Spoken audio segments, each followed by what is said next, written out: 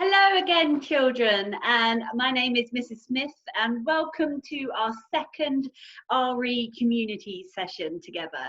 If you haven't already completed session one, then please do go back and do that one now. But it's lovely to have you here. And just a reminder, we're here using our religious education knowledge. We're thinking about different worldviews, different religions, and how they might link into community. We're having a real big think about who we are and how we relate to community. And hopefully, by the end of those 10 sessions together, we are going to have such a massive knowledge bank of lots of different views and opinions, and maybe start thinking about how we feel about relating to communities. So it's lovely to have you back. Today, we are going to be focusing a little bit more on how we're connected to different communities. So be prepared for that today. Now, I wonder, did anyone have a chance to have a chat with the adults in your home about maybe the communities you belong to or the groups that you go to? If you have, then fantastic. Definitely continue to think about those and to chat to anyone about those communities. That would be absolutely fantastic. Now, I'm just going to share with you what we are doing today and what you will need to go and collect for today. So it's all about belonging to communities today, as I've mentioned already. And for this session, you are going to need 2 pieces of paper again, lined or plain. It really doesn't matter. And then at least 1 pen or pencil. Now, if you've got colours available, doesn't even matter if they're colouring pencils or pens, then go and grab them too, because you'll probably find them quite exciting to use those as well. So get ready and let's see what we can do with our session today. So first of all, I want you to think about the people who are close to you. Just going to come off screen share just so that I can speak to you all. I want you to think about the people who are close to you. I want you to think about what makes them close to you. Is it the fact that they're part of your family? Is it because they are people that you get on with really well, like your friends? Have a think about that. And as you're thinking about that, I want you to see if you can get one piece of your paper, grab that, and I want you to have a go at drawing a community circle, rather like a target board. If you're into your darts, that's pretty much what we're aiming for here. Have a look at this. Here's one I made earlier. Here we go. We've got a circle in the middle, and I don't know whether you can see that. It just says the word me. You can write the word me, or you can write your name. So draw a small circle in the middle. Then draw a slightly bigger circle, then another slightly bigger circle, and then another slightly bigger circle. So you should have 4 circles in total. Pause the video here and have a go at drawing that target board.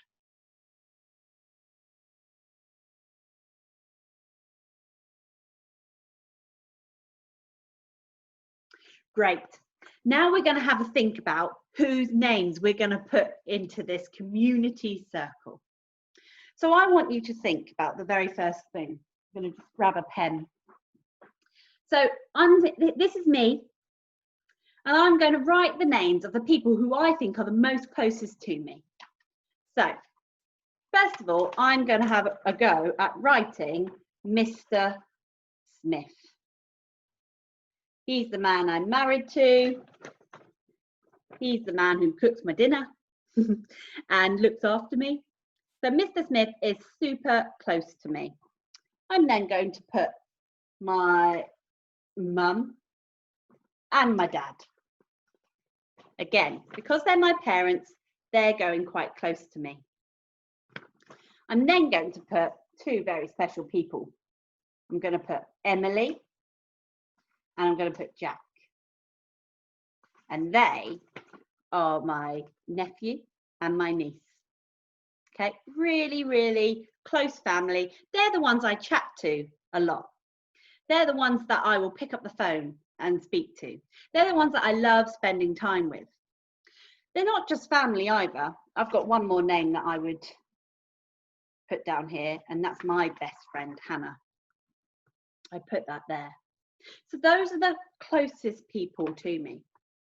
The next circle are people who I am connected to, but I'm not as close to. Okay, so it could be teachers you could put in that next circle, or maybe pupils in your class, friends from clubs that you might be part of. These are all ones going in this circle. It might be, you might be part of Brownies or Beavers, and they're friends that you've made through that. Or you might have extended family, so you might have uncles, aunties that you put in that circle. People, family that you don't see every day. Then on the outside, I wonder if you can write the names of people that you are still connected with, but perhaps you only see them, you know, occasionally. So in a minute, you're going to pause and you're going to have a go at writing your very own community circle using that template that you've drawn out for me. So pause the video here and have a go. You can use different colours if you want, but pause the video here and have a go at creating your own community circle.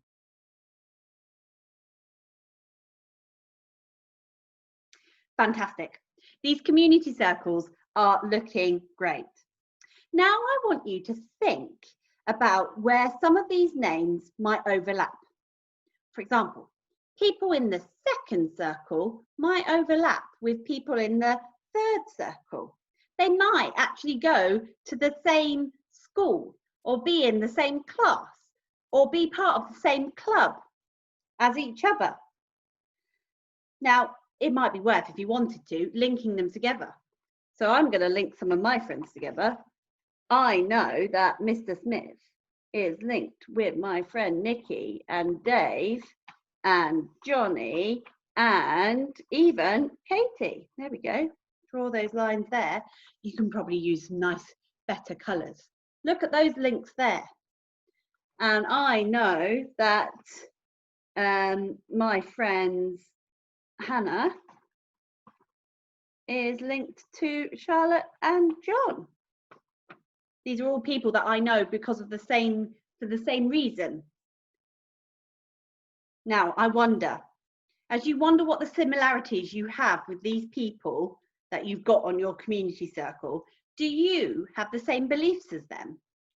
Do you value the same things? And what things actually join you together? What things do you love to talk about when you're with them?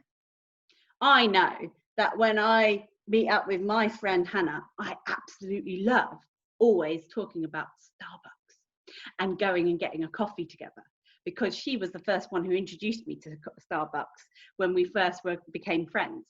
So Starbucks has always been something that we always talk about. Maybe you've got friends that you know that you will always talk about that. It might be a football team. You might support the same football team. It might be you all love going swimming, like I said before. So that might be your connection. It might be that you always talk about your school with them because you're in the same school or you're in the same class. Definitely something to think about, how you're connected. Pause the video here and have a go at connecting some of those names. How are they connected? And then just spend some time thinking about how you're connected to people in your little community. Great, fantastic. I'm sure you've managed to find all those overlaps with the different community circles in your little world. It's just useful to see where your friends and your family and your extended family might come in your little own community. Now, I want you to think back to yesterday. We had, not yesterday, sorry, the first session. We had the scenario that I presented you. We had Amy, Aisha, and Darren. We had Amy, who was new to the school. She wasn't sure about how to fit in, and she was waiting for someone in class to maybe do what Mrs. Cullen, the teacher, said, and to show around school and to show what a lovely, kind, friendly person they were. And at this moment that we left the story, no one had put their hand up yet to offer it. But there was Amy who was waiting. But then we had Darren, who actually had known of Amy because he met up with her at church from the Sunday that after she moved to the area. And he knew that actually, as the teachings of Jesus had told him, I've got to welcome all people like we were welcoming Amy. So that was something that we had to think about. But he wasn't sure whether he should, because he thought, well, I'm not a girl, I can't show Amy round. Then we had Aisha. Now Aisha was her next door neighbour, who just didn't feel brave enough to go and say hello to her when she saw Amy going back and forth, unpacking her things into her new home. So we've got a bit of a conundrum there. Now, if you're not too sure about the story, or you want to remind yourself of the story, then please go back to session 1 and play from about 18 minutes, and you'll get the stories that we were talking about. And what I want you to do today is I want you to think about the things that make people feel welcome. When you're introduced into a new group, what is it that makes you feel welcome? What would have made Amy feel super, super welcome? You might have different things that you do in your schools or in your classrooms when you get a new pupil arrive. What I'd like you to do now is pause the video and just write a list of things that you would do to make sure that someone would feel welcome if they were new into your community, into your class. It might be a friendly smile. It might be just getting to know them, asking a few friendly questions. It might be offering to show them round when Mrs. Cullen or your class teacher asks you to show them round. Just spend a minute or two jotting down a few things that you would definitely do to make that child feel welcome.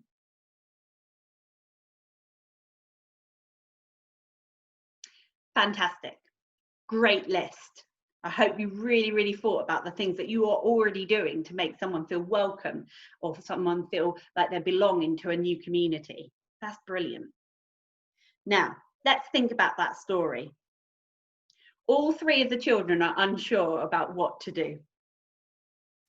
Look back at your list now that you've just made about how you make people feel welcome and think, did Darren or Aisha show any of those yet? Have they had a chance yet to show any of those? To show Amy that she's welcome and is part of their community?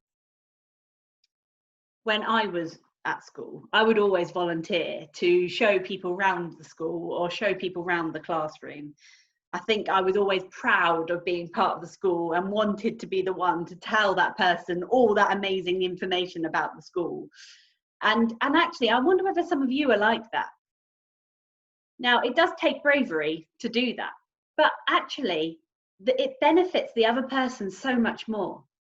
Think about how Amy would feel if you were the one to put your hand up and say, hang on a minute, I'm going to show you round. I've got lots of things to tell you about this new place. I want you to feel like you belong. I want you to feel part of this community. And that's really, really important. Friendly smile goes a long way. So even if you don't get to show them round, that is really, really important. So you've now got the chance to write the next chapter of Amy's story. And I want you to think about what happens next. What would you like to happen next? So remember, Mrs. Cullen has just read out the register and she's just asked the class, who would like to show Amy round school or to get to know her today? Now, I'm going to share with you now some wise advice from some different religions. I just click onto the next page. Here we go. So we've got here, if I just move my screen so you can see me as well. We've got here lots of wise advice from ancient texts, and you're going to use those to help you come up with a few sentences about what you think should happen next in this story of Amy and wanting to feel part of their new class community. So I've got here from the Bible, the Christian sacred text. Do not be proud, but be friends with those who others leave out. That's taken from a book in the Bible called Romans. We've got here at the top, No one of you is a true believer until he loves for his brother what loves for himself. That's the hadith of an An-Nawari, and that's a Hindu sacred text. Or we've got here in the top right, you who believe, let not one group among you deride another group, nor insult one another. How bad it is to call each other by bad names. Now, fortunately for us, with Amy, we haven't got any bad names yet, but you might want to consider there's some wise advice coming up to do with that. Now, that's taken from the Quran, and that is the Islamic sacred text. Now, at the bottom, we've got another quote from the Quran. It says, hold fast all together to God's rope and don't be divided among yourselves. Encourage what is right and forbid what is wrong. That's good. Encouraging what is right. You know, don't be divided. Actually come together. Be united. Really good advice. You've also got another phrase from the Bible here. This one's from Proverbs, which are wide sayings from the Christian sacred text. It says, a generous person will prosper. If you refresh others, that could be helping Amy, you will be refreshed yourself. So actually you will benefit if you benefit someone else. And the last one here is another quote from the Bible. It says, live your life like this. Do what is just. Love what is merciful. Walk with God. Don't be proud. So do what is just. What is fair? What would be fair for Amy? Don't be proud. Don't suddenly think, a bit like Darren was already thinking, oh, I can't show around. Surely a girl would be the best one. So it's really, really important that you consider those. And I wonder, let's see if we can come up with a couple of sentences that you write to show me, to show us what you would like to happen next in the story for Amy. Who is it that's going to show around, or who is it who's going to make her feel welcome? Maybe you can add in some of the things that you've already said that you would do if you were in that situation. Pause the video here and write those sentences and see if you can bring in some of these wise texts as well.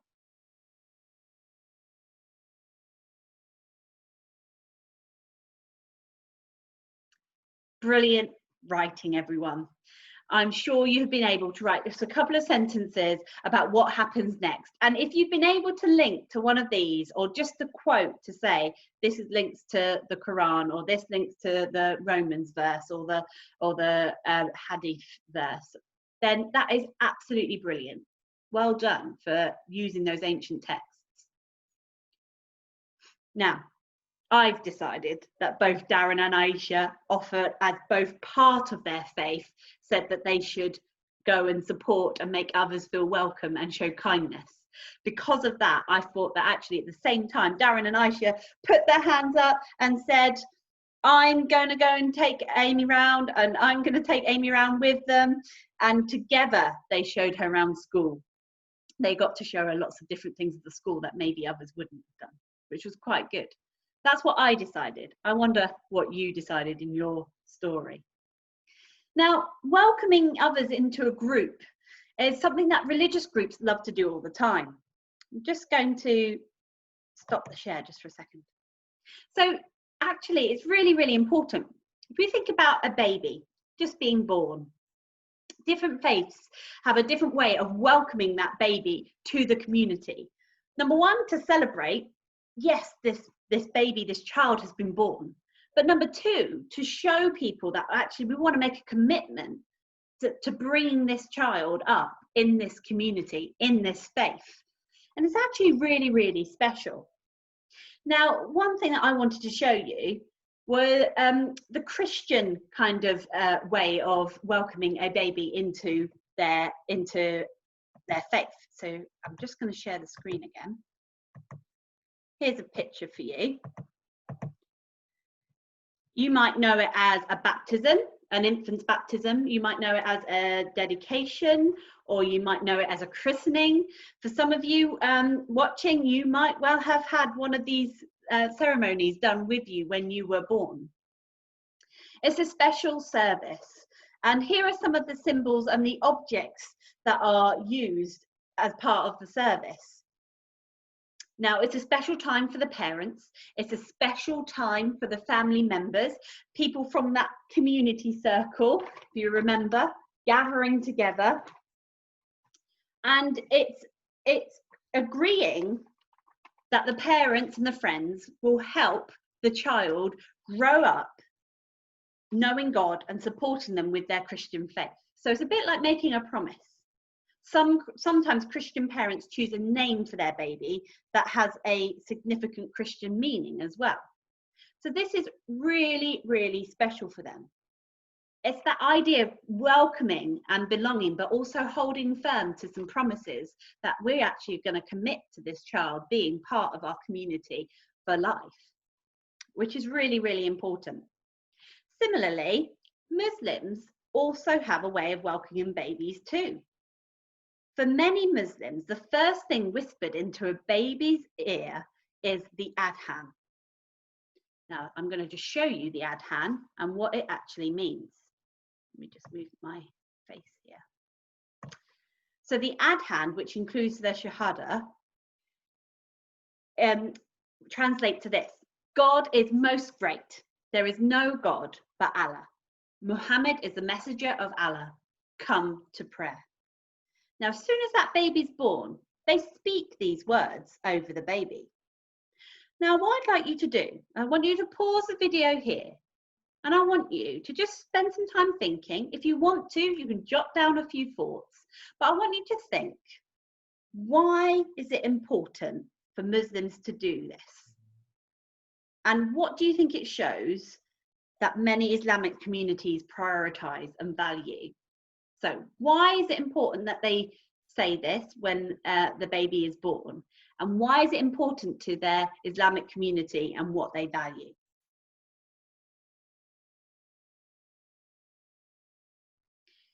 Great thinking. Now, I think announcing these words to introduce a baby into the Islamic community establishes the importance of Allah. Remember from the first session, Allah is what the Islamic community use to describe God. That's their name for God. And it establishes the importance of Allah in their community and how having that central belief of knowing Allah in their lives should be. It should be the most important thing.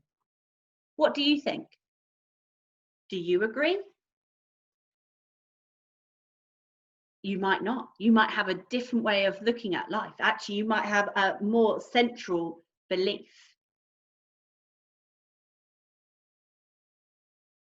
Many non-religious people also have a baby welcoming celebration as well. Some may call it a naming ceremony. I wonder, can you ask your parents over the next couple of days whether you had a special ceremony, or whether actually you just maybe had a bit of a party to celebrate that you had been born as part of your family community? I wonder how they welcomed you into your family. Now, as we come to the end of our session together and finish here, I want you to look back at your community circle. I want you to have a look at it. You can see it on the screen. And I want you to think about what you value the most about the communities you are part of and the connections you have. Can you see where things like kindness, welcoming people into a new community, fit into your community circle? Can you be brave like Darren or Aisha and make sure that you are welcoming others? And remember about what Muslims say to a new baby: God is most great. A message which is highly valued and connects Muslims together in their community. I wonder, why not talk to the adults in your home about your important values and what brings you together? In our next session, we're going to be thinking more about building communities together. And we're going to be thinking about some symbols that different communities have. Thank you for taking part in our session today. Thank you for taking the time to think and to appreciate the different communities you are part of. See you next time for our next RE community session. Bye.